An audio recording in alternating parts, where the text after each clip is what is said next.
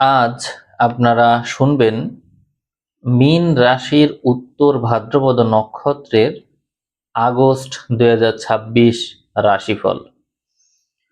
রাশিফল শোনার ক্ষেত্রে আপনাদেরকে আগে একটা বিষয় বলে রাখি যে আপনারা যদি লগ্ন ভিত্তিক রাশিফল শুনতে চান যার অ্যাকুরেসির মাত্রা বেশি, সেটি শোনার জন্য আপনাদেরকে কমেন্ট করতে হবে আপনাদের লগ্ন নিয়ে।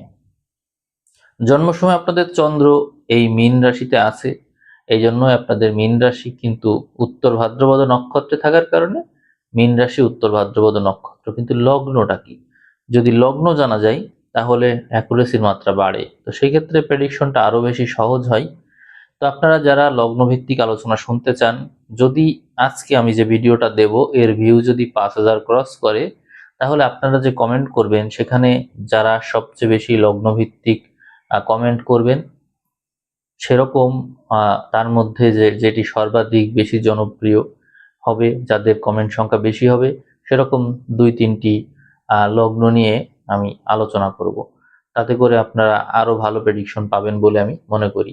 তো যদি আপনারা ইচ্ছা রাখেন তো কমেন্ট করতে পারেন। আসুন আমরা আলোচনা শুরু করি। আমি জুলাই মাসে এই নক্ষত্রের কোনো ভিডিও দিইনি। কি কারণে দিইনি এটি একটু বলি। জুলাই মাসে মূলত দিইনি এই জন্য যে কোনো ভিডিওর ভিউই সন্তোষজনক ছিল না, এই জন্য আমি সব ভিডিওর রাশিফল দিতে পারিনি। কিন্তু এই মাসে আমি আগস্ট রাশিফল দেব, তার সাথে আমি এই জুলাইটাও কিছু কিছু কভার করব। ইতোমধ্যেই আপনারা এই জুলাই মাসে আপনাদের রাশিতে শনিকে পেয়ে যাচ্ছেন। শনি জুলাই মাসেও যে নক্ষত্রে থাকবে, আগস্ট মাসেও সেই একই নক্ষত্রে থাকবে। মাঝে পড়ে যেটি হচ্ছে যে শনিকে আমরা এখানে বক্রী অবস্থায় পেয়ে যাই আগস্ট মাসে, এটি হচ্ছে পার্থক্য। এখন শনি জুলাই মাসে কেমন ফল দিচ্ছে আর আগস্ট মাসেই বা কেমন ফল দিচ্ছে, দেখুন ফিরে দেখার একটা প্রসঙ্গ চলে আসবে এখানে। আপনারা আপনাদের জীবনে অতীত স্মৃতিচারণ বা যা ছেড়ে এসেছেন, যা ফেলে এসেছেন, যা রেখে এসেছেন, তার দিকে নজর দেওয়া, ফিরে ফিরে দেখা, মূল কথা ফিরে দেখা। অর্থাৎ আপনাকে যেন পিছনের স্মৃতি টানবে, পিছনের দিনগুলো আপনাকে টানবে, এমনটা হবে। এবং আর যে বিষয়টা ঘটতে দেখা যায় সেটি হলো স্নায়বিক বেদনা। আপনারা যারা উত্তর ভাদ্রপদ নক্ষত্রের মানুষ, যেহেতু আপনাদের মূল রাশি শনি, এই শনির কারণে আপনারা একটু স্লো, সবকিছুতে একটু স্লো থাকবেন। কিন্তু শনির যে অবস্থান আপনাদের রাশিতে, সেই কারণে আপনাদের মধ্যে জন্মগতভাবেই একটা স্থবিরতা, স্থিরতা, জড়তা, পিছুটান, সবকিছুতেই পরিশ্রম করবেন কিন্তু সবকিছুতেই যেন ক্ষিপ্রতা যেন একটু নেই, সবকিছুতে একটু গড়িমসি স্বভাব রয়েছে আপনাদের মধ্যে। তো এখানে শনি বুধের নক্ষত্রে আমরা জুলাই এবং আগস্ট পুরো মাসেই দেখতে পাবো। সেই ক্ষেত্রে শনি তার নক্ষত্রের কারণে কিছুটা গতি পাচ্ছে, কারণ বুধ এখানে গতি প্রদান করছে। এই জন্য বুধের বুধের প্রভাবে আপনারা যারা পড়ছেন, অর্থাৎ যারা যারা কর্মক্ষেত্রে বুধের প্রভাবটাকে পাচ্ছেন। যেমন এখানে বলা যায় রাজ্যকারী গ্রহ কে, রাজ্যকারী গ্রহ এখানে দুইটা আছে, বুধ এবং বৃহস্পতি রাজ্যকারী গ্রহ। তো সেখানে বুধের নক্ষত্রটা যদি শনি পাই, অবশ্যই সেটি আপনার জন্য ভালো হচ্ছে। তো বুধ এখানে চতুর্থ এবং সপ্তম পতি হিসেবে কাজ করছে। অতএব এই নক্ষত্রে থাকার কারণে নবতারা চক্র থেকে দেখলে আমরা দেখতে পাই যেটি হচ্ছে সম্পদের তারা হিসেবে বিবেচিত হচ্ছে। তার মানে আপনি আপনার রাশিতে শনিকে সম্পদ কারক হিসেবে পেয়ে যাচ্ছেন। অর্থাৎ আপনি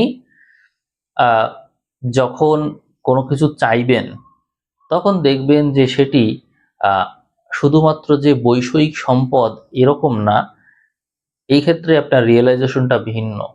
এখানে কিন্তু চতুর্থের কথা চলে আসছে, অর্থাৎ আপনার যে বসত ভিটা, যেখানে আপনি থাকেন, যে বাড়িটা আপনার, ওইটা গ্রামের বাড়িও হতে পারে বা আপনি সেখানে থাকেন না, অন্য কোথাও থাকেন, সেই যে ভিটা, ওই ভিটার প্রতি আপনার একটা আলাদা আকর্ষণ কাজ করবে।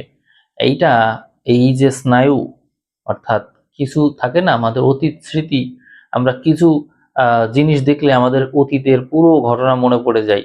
কোন একটা সেন্ট পেলাম, সেই সেন্ট যেন আমাকে স্মরণ করিয়ে দিচ্ছে অতীতের নানান কথা। ওই রকম এই সময়ে আপনাকে এই বুধ তার নানান স্মৃতি স্মরণ করিয়ে দেবে। এখানে চতুর্থ এবং সপ্তমের কারণে মূলত যে পীড়া বা সুখ অনুভূতি পাবেন আপনি, তা দুটো স্থান থেকে, মেইনলি দুটো স্থান থেকে। একটা হচ্ছে মানসিক, এবং শুধু সেটা মানসিক না, এর সাথে আরেকটু যুক্ত আছে। সেটি হলো আপনার যে, আপনি যদি মেয়ে হয়ে থাকেন তাহলে আপনার পিতা আর ফ্যামিলি, অর্থাৎ বিবাহিত হয়ে হয়ে গেলে তো আর নিজের বাবার বাড়ির যে থাকছে, বাবার বাড়ি থাকছে, সেখানকার যে স্মৃতি সেটি কিন্তু এখানে প্রভাবক হিসেবে কাজ করবে। আর যদি ছেলে হন তাহলে চাকরি সূত্রে কোথাও থাকলেন, তখন আপনার যে পিতৃভূমি, যে মূল যে পূর্বপুরুষের যে জমি ভূমি ভিটা, সেটার একটা প্রভাব থাকছে, অর্থাৎ আপনার স্মৃতিতে এর প্রভাব রাখছে। এবং যদি এই স্মৃতি যদি ইতিবাচকভাবে কাজ করে, আপনি খুব মনোবল পাবেন। আর যদি না করে, কোনো কিছুই আপনার ভালো লাগবে না। এই বিষয়টা আপনি খেয়াল করবেন, দেখবেন হবে। এবং আপনি মনে রাখবেন যে আপনার সুস্থতা অসুস্থতা এর সাথেই সংশ্লিষ্ট। এর সাথে যতটা আপনার সম্পর্ক নিবিড় হবে, তত আপনি এই স্নায়বিক বেদনা থেকে মুক্ত হবেন।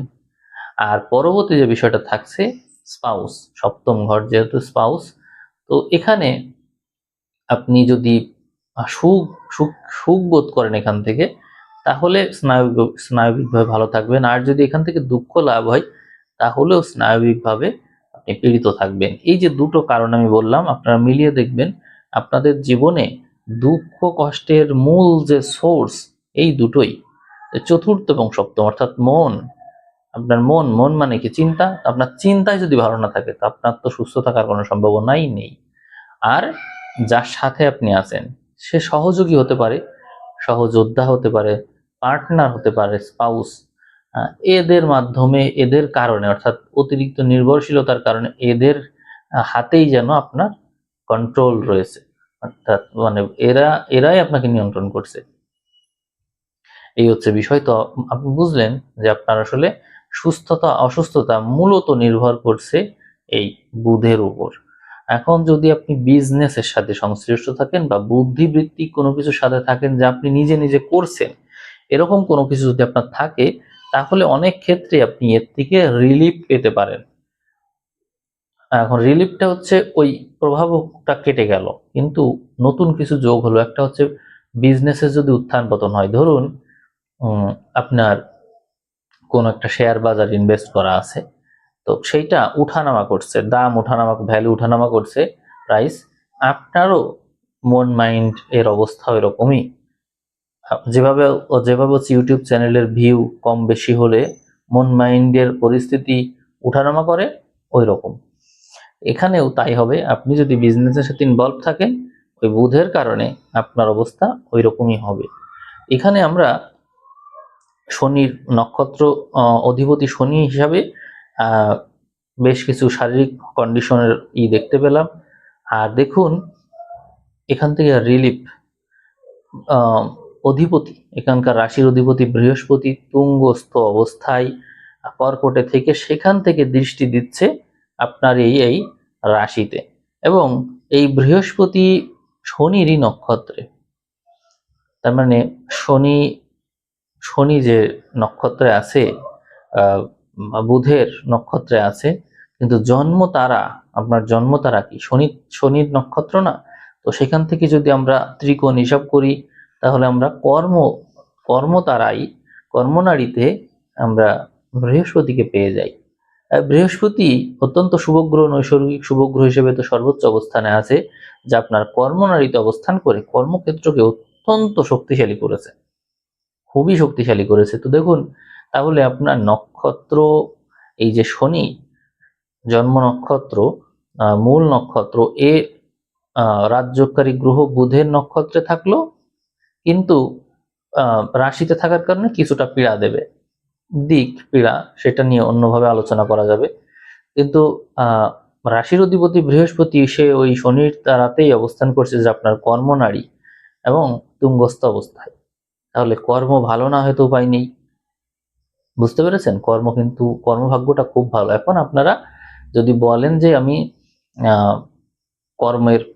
কর্মের জন্য যে স্পৃহা, সেই স্পৃহাটা পাচ্ছি না, বলতেই পারেন আপনি।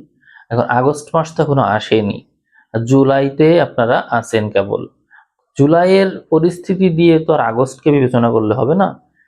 কারণ হচ্ছে জুলাইতে গ্রহর অবস্থান আগস্টের চাইতে একেবারে যে মন্দ, বিষয়টা কিন্তু এরকম না। তবে এখানে কিছু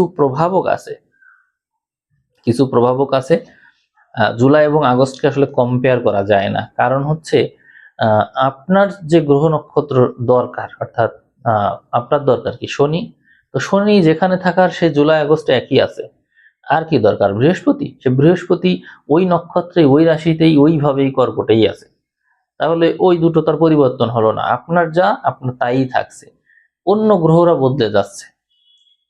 গ্রহরা বদলাচ্ছে, সেই সাপেক্ষে তো আলোচনা করা যাবে। তো যাই হোক, এখানে আপনার জন্য কর্ম বিষয়ক বিবেচনা করলে আপনার জন্য সময়ের শুভত্বের মাত্রা বাড়লো। এই ক্ষেত্রে কোনো একটা জিনিস থাকে না, রিভিশন। কর্মক্ষেত্রে আপনি সফলতা পাচ্ছিলেন না এর আগে অর্থাৎ জুন জুলাই এই দিকে, তো সেক্ষেত্রে এখন আসছে কিন্তু রিভিশন স্ট্র্যাটেজির কথা আমি কেন বলছি? শনি বক্রি হবে, আপনার নিজের রাশিতে শনি বক্রি হবে, যে নিজস্ব নক্ষত্র, অতএব আপনি যে কোনো কিছু রিভাইজ দিবেন।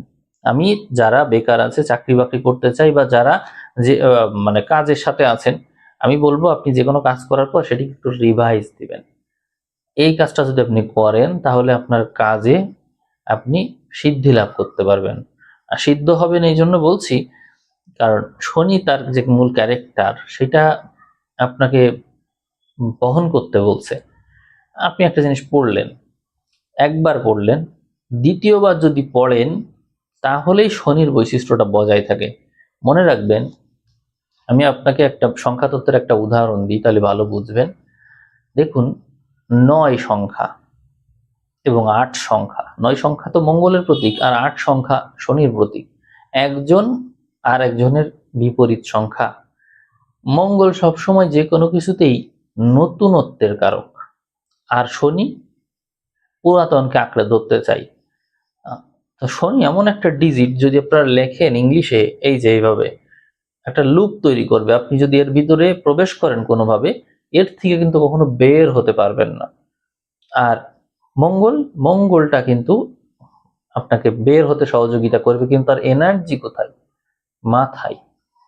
মঙ্গলের এনার্জি মাথায় থাকে, কিন্তু শনি সর্বত্র ছড়িয়ে থাকে। বুঝুন পরিস্থিতিটা। এখানেও আপনাকে ওই রকম করে পরিস্থিতি বুঝতে হবে যে আপনি যখন শনির এনার্জিটা পাচ্ছেন, তো শনি কিন্তু জাস্ট একবার পড়ে চলে গেলেন এরকম বৈশিষ্ট্যকে রিপ্রেজেন্ট করে না। এটা তো মঙ্গলের বৈশিষ্ট্য হয়ে গেল। আপনাকে নিতে হবে শনির বৈশিষ্ট্য। সেটা কিভাবে? একটা জিনিস আপনি একবার পড়বেন না, 2 বার পড়বেন, অন্তত 2 বার। আরো বেশি পড়লে তো আরো ভালো, অর্থাৎ যত পড়বেন তত পুরাতন হবে, যত পড়বেন তত পুরাতন হবে। এই হচ্ছে শনি বক্রতার এক বিশেষ প্রভাব। এইটা যদি আপনি করেন, ফিরে দেখা, যেটিকে বলে ফিরে দেখা, এটি যদি আপনি করেন, আপনি অবশ্যই সফল, এবং সকল কাজে আপনারা সফল হবেন। উত্তর ভাদ্রপদ নক্ষত্রের জাতক জাতিকাদেরকে এটা ভালো সুন্দর একটা উপদেশ দিচ্ছি আমি। এটিকে আপনারা ওয়ার্নিং হিসেবেও দেখতে পারেন, যে আপনাদের সফলতার পিছনে যে মূল কারণ রয়েছে, এই কারণকে অবজ্ঞা করার কোনো সুযোগই নেই। আসুন আমরা অন্যান্য বিষয় দেখি, যে আমাদের প্রচেষ্টার বিষয়টা কতটুকু জোরালো। দেখুন, আমাদের প্রচেষ্টার ঘর হচ্ছে বৃষ।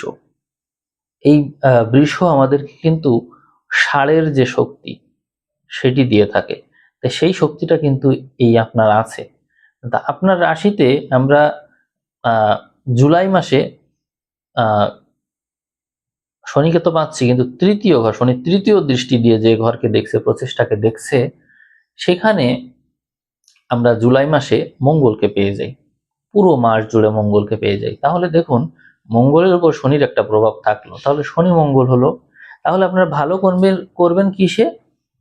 দেখবেন আপনার এই জুলাই মাসে যাদের আইটি সংক্রান্ত বিষয়ে দক্ষতা আছে, অর্থাৎ যে কোনো কিছুকে বিশ্লেষণ করা, ভালো মন্দ খুঁজে বের করা, প্রুফ রিডিং, তারপরে অনেক সময় থাকে না যে ডিজাইন করে, তারপরে একটু কাটছাট করে যে কোনো কিছুকে আর একটু সুন্দর করে ফুটিয়ে তোলা, খোদাই করা, মূর্তি বানানো, এরকম নানান কাজ থাকতে পারে, নকশা তৈরি করা, বা যে কোনো কাজেই আপনি এডিটিং এর মাধ্যমে সেই জিনিসটাকে যদি আরো সুন্দর করে তোলেন, অর্থাৎ ওই এক জিনিসটা কিন্তু কাজ আপনি করছেনই, কিন্তু জিনিসটাকে আরো সুন্দর করে তুলছেন, এই যে একটা বিষয়, এই শনি মঙ্গলের প্রভাব।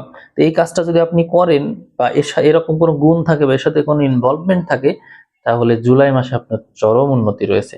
আর আগস্টে যখন আমরা যাব, আগস্টে আমরা দেখতে পাবো এই মঙ্গলকে, মাসের শুরু হতে না হতেই কয়েকদিনের মধ্যেই মঙ্গলকে চলে যেতে দেখবো, সেখান থেকে চতুর্থ ঘরে চলে যাবে মঙ্গল। এই মঙ্গল সম্পদের অধিপতি হয়ে চতুর্থে গেল, তো সম্পদ বৃদ্ধি পেতে দেখা যায়। আহ আপনার শুধুমাত্র এই মঙ্গল দ্বিতীয় পতিই না, এই নবম পতির ফলও দিয়ে থাকে। অতএব মঙ্গল চতুর্থে থাকা এ কিন্তু সম্পদ, সম্পত্তি, সৌভাগ্য অনেক কিছুকেই কানেক্ট করে দিল। তার মানে আগস্ট মাসে আপনার সৌভাগ্য আরো বাড়লো নাকি? বাড়লো। এখন মঙ্গল থাকলো কোথায়? মনের ঘরে। বিষয়টা বুঝুন, মঙ্গল থাকলো কিন্তু মনের ঘরে। তো এতদিন আমরা জুলাই মাসে আমরা দেখেছি মঙ্গলের উপর শনি দৃষ্টি দিয়েছে, তাই না? মঙ্গলের উপর শনির দৃষ্টি। কিন্তু এখন কি হচ্ছে? এখন এখন মঙ্গল আছে কোথায়? মঙ্গল আছে হচ্ছে মিথুনে। এই আগস্টের কথা বলছি, মিথুনে।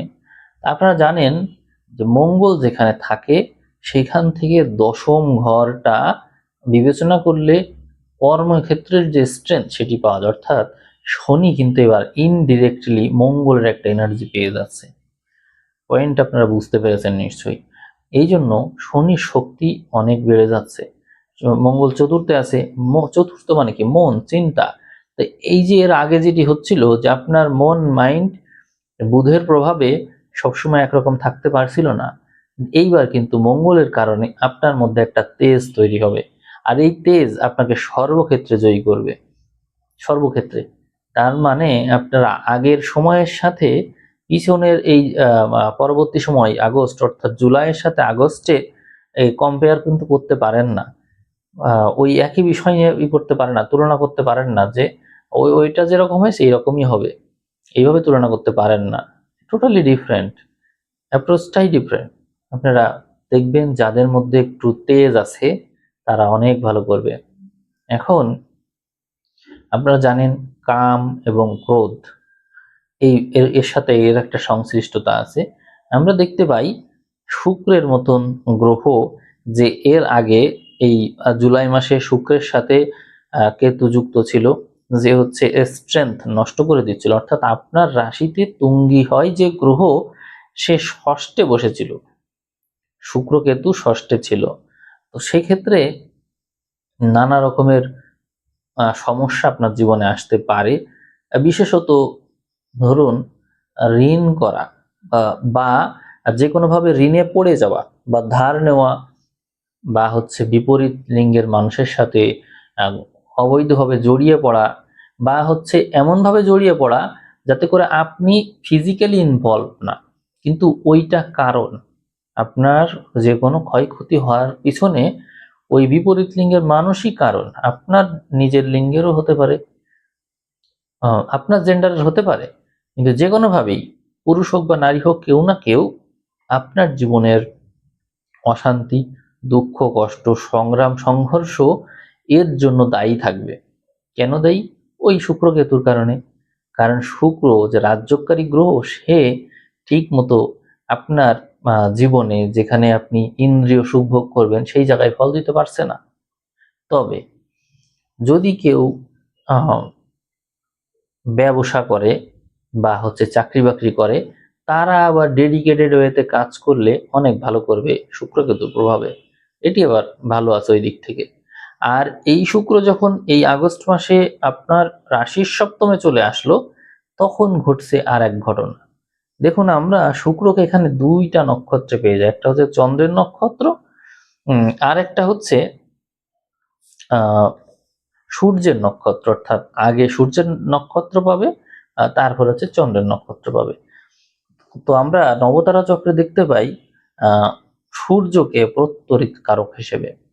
অর্থাৎ মাসের একটা পর্যায়ে আমরা যদি শুক্রকে দেখি, যেমন হচ্ছে এই মাসে জুলাই থেকে আমরা যখনই আগস্টে যাব, আগস্টের শুরু থেকেই আমরা শুক্রকে দেখতে পাচ্ছি প্রায় 6 তারিখ পর্যন্ত, মিনিমাম 6 তারিখ পর্যন্ত সময় আগস্টে সূর্যের তারায় এই শুক্র অবস্থান করবে, যা আপনার জন্য বাধাকারক। অতএব আপনি শত্রু দ্বারা বাধাগ্রস্ত হবেন, বিপরীত লিঙ্গের মানুষ দ্বারা বাধাগ্রস্ত হবেন, জীবন সঙ্গী দ্বারা বাধাগ্রস্ত হবেন। এটি আপনার মনে হবে যে তারা আপনার কাজে বাধা দিচ্ছে, যে কোনোভাবে বাধা দিচ্ছে, আপনি এগোতে পারছেন না, এরকম মনে হবে। এই শুক্র কিন্তু আপনার রাশিতে তুঙ্গস্থ হয় যে সপ্তমে এসে নিচস্থ হয়ে ফল দিতে পারছে না।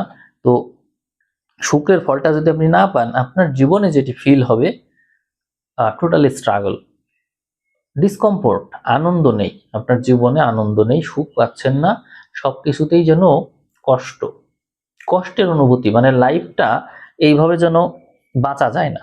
ফিলিংসটা আপনার এরকম যে সবকিছুতেই যেন একটা দরিদ্রতার ভাব, সবসময়ই মনে হবে যে আমি যেন দিন দিন দরিদ্র হয়ে যাচ্ছি, অত দরিদ্র জীবন যাপন করছি, চাহিদা আমি যা চাই সেগুলো ঠিকমতো পূরণ হচ্ছে না, এরকম ফিলিংস কিন্তু এই সময় চলে আসার অনেক সম্ভাবনা রয়েছে। তবে এক্ষেত্রে যারা এই শুক্র এবং শনি যেহেতু দৃষ্টি বিনিময়ে আছে, এই জন্য যাদের মধ্যে একটু যোগী স্বভাব আছে, অর্থাৎ যে কোনো কিছুতেই কোনো নাই, ইন্টারেস্ট নাই, থাকলেও কি না থাকলেও কি, পেলেও কি না পেলেও কি, এরকম একটা স্বভাব, তাদের আবার প্রবলেম নেই, তারা ভালো থাকবে।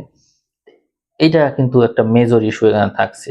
আপনারা আগস্ট মাসকে যদি টোটাল বিবেচনা করেন, তাহলে বলবো আগস্ট মাসে আপনার রাশি তো গ্রহ থাকছেই, সেক্ষেত্রে চতুর্থ, পঞ্চম, ষষ্ঠ, সপ্তমে গ্রহ থাকছে।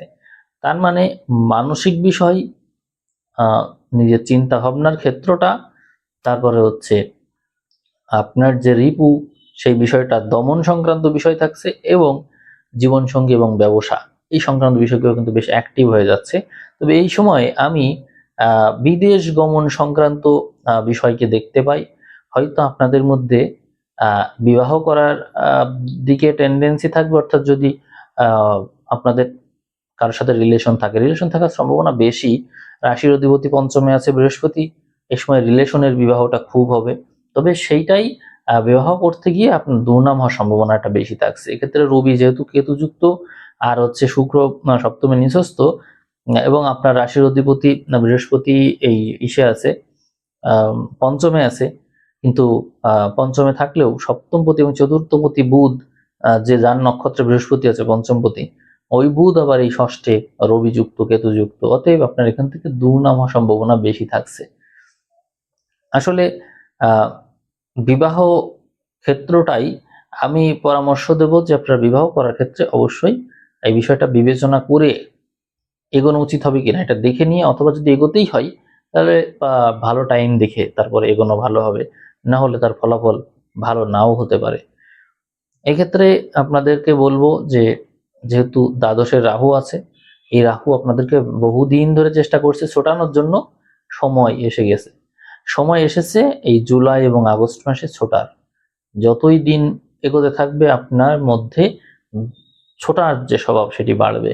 এবং আপনারা যে মনে করেন যে আপনাদের সময় ভালো না, দুঃখ কষ্ট যন্ত্রণা জীবনে এত কিছু, না, সময় পরিবর্তন হচ্ছে। আপনারা আপনাদের যে যোগ্যতা সে অনুযায়ী এগিয়ে যান, কিন্তু একটা বিষয় সাবধান, বিপরীত লিঙ্গের মানুষের প্রতি যদি আপনার মোহগ্রস্ততা থাকে, তাহলে হয়তো এই পরিস্থিতি আপনার প্রতিকূলে চলে যেতে পারে।